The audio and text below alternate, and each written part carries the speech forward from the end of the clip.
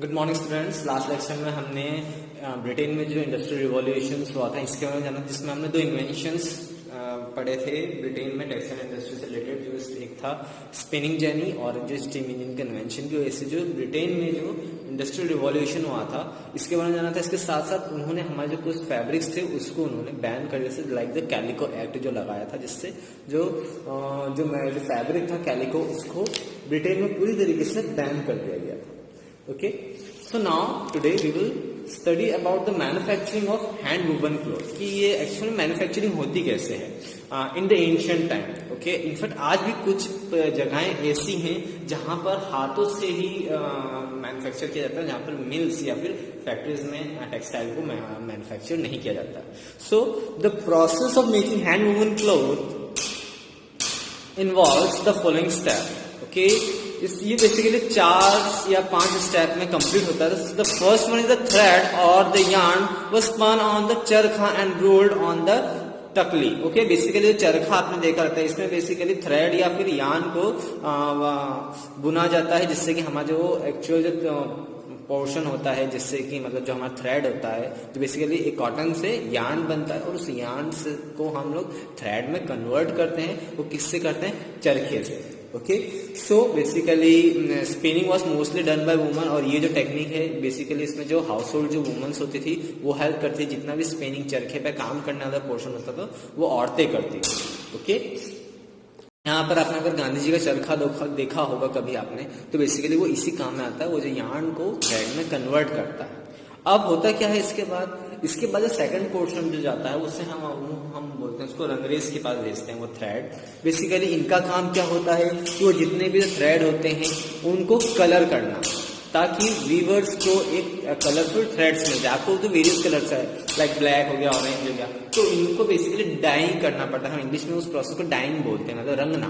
Okay, Hindi में उसको रंगरेज कहा जाता है। सो बेसिकली जो कलरफुल क्लॉथ बनाए जाते हैं तो उसमें कलरफुल थ्रेड की रिक्वायरमेंट होती है। तो ये जो थ्रेड होते हैं ये रंगरेज के पास भेजे जाते थे, जो कि इनको कलर में कन्वर्ट करता था on the various colours on the demand of the customer ना।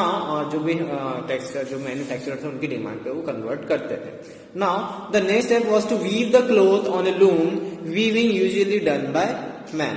अब बेसिकली ये वाली जो आपको इमेज है ऑन पेज नंबर 7, यहाँ पर आपको एक तांती वीवर दिख रहा है, जिसका जैसे मशीन है, जिससे ये क्लॉथ जो है जो वेरियस थ्रेड्स उनको इस तरीके से असाइन किया जाता है कि ये एक बहुत ही लंबी प्रोसेस होती है। बेसिकली कुछ इस टाइप की मशीन्स होती है, इसमें जो थ्रेड्स होते हैं वो बहुत सारे बिछाए जाते हैं line by line with advocate gap, और उससे फिर बार बार मशीन्स को ऑपरेट करके क्लॉथ बनाया जाता है। याद रखिए ये सब मैनुअल, एक पर्सन ही किया जाता है। आजकल तो खैर मशीन्स बन गई तो बहुत इजीली हो जाता है, पर लेकिन ये वाली जो टेक्निक बता रहा हूँ ये एंशिएंट टेक्निक है।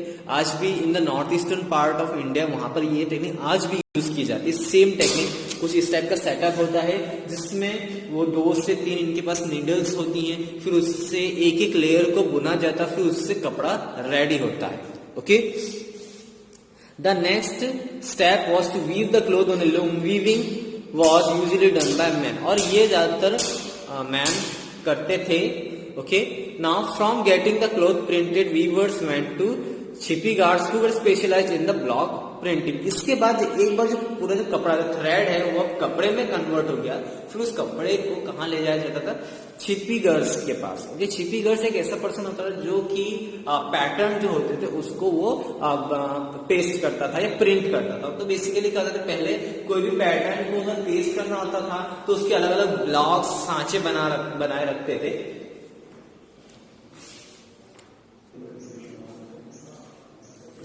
ओके, तो इनका काम क्या होता था कि जो इन्होंने जो अपने वुडन ब्लॉक सांचे बना रखे थे उसको वो कलर में डिप करते थे, और वैसे की वैसे वो लोग उससे जो भी रिक्वायर्ड क्लॉथ था उस पर वो पेस्ट कर देते थे, और जो वेरियस पैटर्न होते थे वो उसमें हमें मिल जाता है। Now we will study about the decline of the Indian textile industry, कैसे इंडियन टेक्सटाइल इंडस्ट्री का डिक्लिनेशन हुआ। तो उसमें सबसे पहला जो फैक्टर पड़ा था वो जो कैलिको एक्ट जो लागू हुआ था इंग्लैंड में, उसकी वजह से, क्योंकि उससे हमारा टेक्सटाइल जो है वो अदर कंट्रीज में एक्सपोर्ट नहीं हो पा रहा था, जिससे बहुत ज्यादा सीवियर लॉस हो गया था।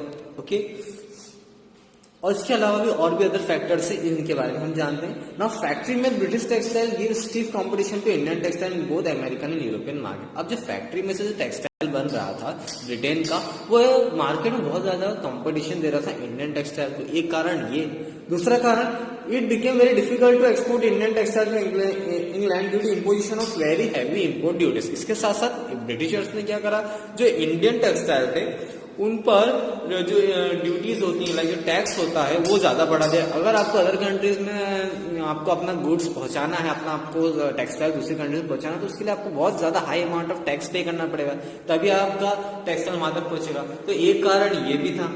फिर थर्ड था, by beginning of the 19th century textiles made in England completely replace Indian textile in their traditional market in Africa. और जो इंडस्ट्रियल रिवॉल्यूशन हुआ था इंग्लैंड में, जिससे वहां पे टेक्सटाइल बनना स्टार्ट हुए थे, उसके कारण वहां पर जो इंडियन टेक्सटाइल की जगह अब धीरे धीरे इंग्लैंड की टेक्सटाइल है वो लेने लगी। तो इसकी वजह से जो अफ्रीका में, अमेरिका में, यूरोप में जो इंडियन टेक्सटाइल चल रहा था, उसको पूरी तरीके से रिप्लेस कर दिया था इंग्लैंड के टेक्सटाइल ने। तो ये एक और कारण था जिसकी वजह से इंडियन जो टेक्सटाइल है उसकी डिक्लिनेशन हुआ। Hence there was a steep decline in the demand for the Indian textile in the world market। इस वजह से जो डिमांड थी इंडियन टेक्सटाइल की वो धीरे धीरे बहुत ग्रेजुअली कम हो गई।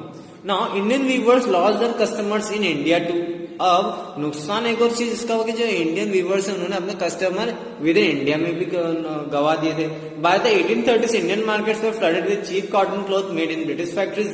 By 1880s, about 2/3 of the cotton cloths worn by Indian weavers were made from the cloth produced in the British factories।